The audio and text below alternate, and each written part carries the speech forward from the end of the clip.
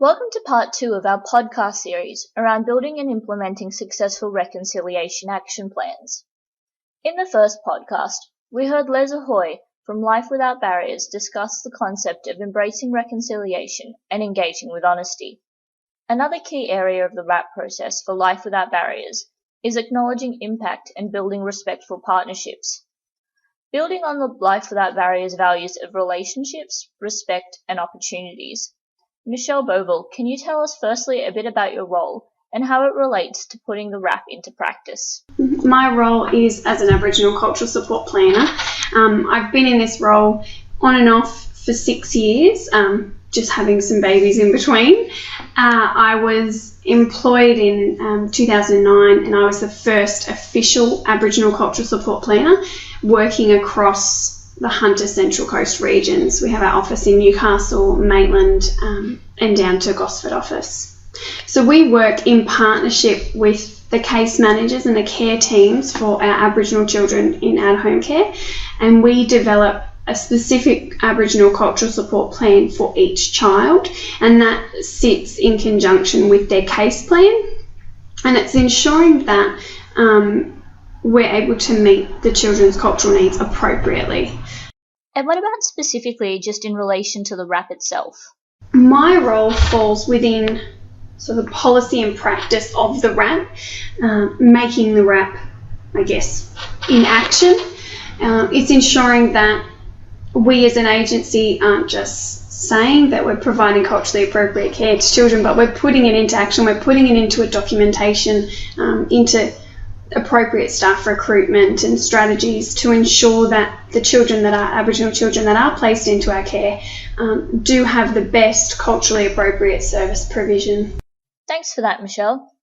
Greg Watson, a case manager from the Charlestown branch of Life Without Barriers, describes his experience with community engagement using the RAP and working within the care plans.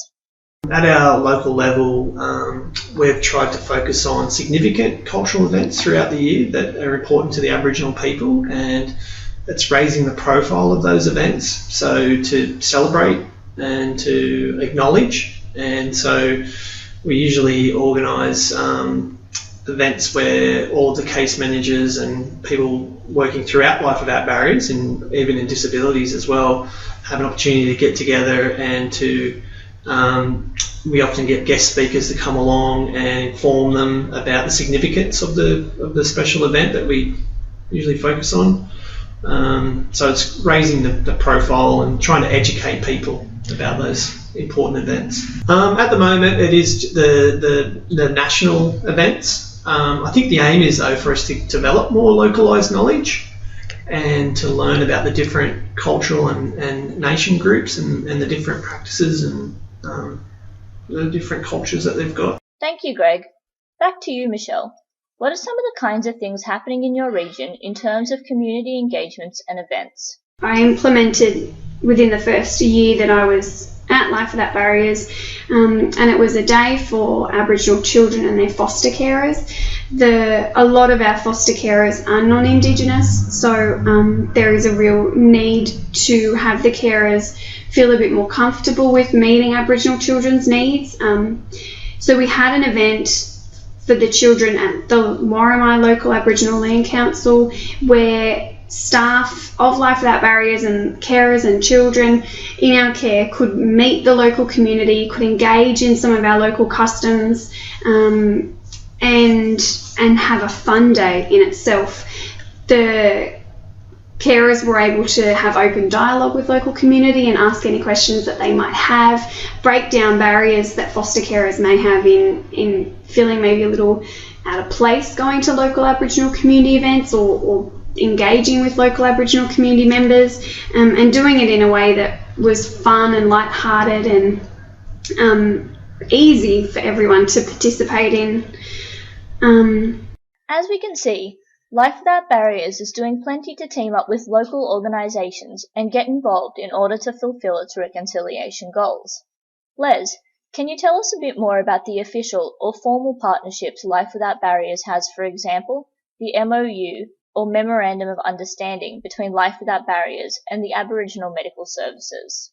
We're aware that there are other services who send their clients to the Aboriginal Medical Services, but we're not aware of any other organisation that have gone to the level of developing an MOU. And I think what's unique about the MOU is that it includes Aboriginal Medical Services providing services now to our non-Aboriginal carers and also their children, which we think is a unique partnership to be developing. Can you share examples in your region of community engagement and partnership? Yes, I can. Life Without Barriers would like to be seen nationally as a leader within the reconciliation process. Within New South Wales, currently we presented to the Tari staff an introduction to Aboriginal culture. That introduction looked at kinship, totems, moieties, and then the impact of colonisation, leading through to the contemporary issues of today that Aboriginal people, especially young people, face today. We invited not only the Tari Life Without Barriers staff, but we opened it up to the community, and we invited a group from Wesley Mission who's doing a course in community services, certificate 3 in community services. So they attended along with that. The other way we do that reconciliation role is go out to communities. We don't expect communities to come to us. We have an active participation out in communities. We participate in men's groups. Late last year we attended a Northern Men's Group forum at Port Macquarie, where we had a booth, but we were able to talk to men about having a greater role and more positive role within families. And in terms of that, we then also talk about the reconciliation process that we do. We talk about our RAP. 2015 we'll be taking a RAP roadshow around northern New South Wales. If that's successful, then we'll also take that to our other areas to highlight what the role that we're wanting to play in New South Wales in reconciliation. When you're talking about the cultural training that you did with the staff at Tari, you spoke about Totems and Moieties. Can you please elaborate about that for those who may not be aware? Moieties is, when we talk about Aboriginal culture, part of the session 1 is about traditional Aboriginal society. And we talk about the aspects of that. We talk about kinship and kinship systems. We talk about totems and what totems mean. And we talk about moieties and what moieties mean to that. Totems is an Aboriginal clan classification in which everybody has a totem. My totem is the echidna. And so every other echidna totem member around Australia become my family, so I'm connected to them. Moiety is also a step to that in terms of moiety makes a distinction between what kinship blood you belong to and what totem you belong to. So moiety is part of that. That whole system is based around a genealogy practice in terms of it determines who you can marry and who you can't marry. That is, when you combine all moieties and totems and kinship systems together, it pushes the chance of inbreeding or close breeding further and further apart. Excellent. Thanks, Les. That's a great example. We'll be keen to hear how the roadshow goes.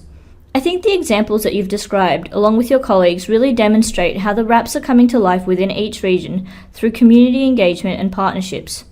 Walter Hammond, the Aboriginal Cultural Support Planner for the Northern Region, builds on this idea of going out to the community.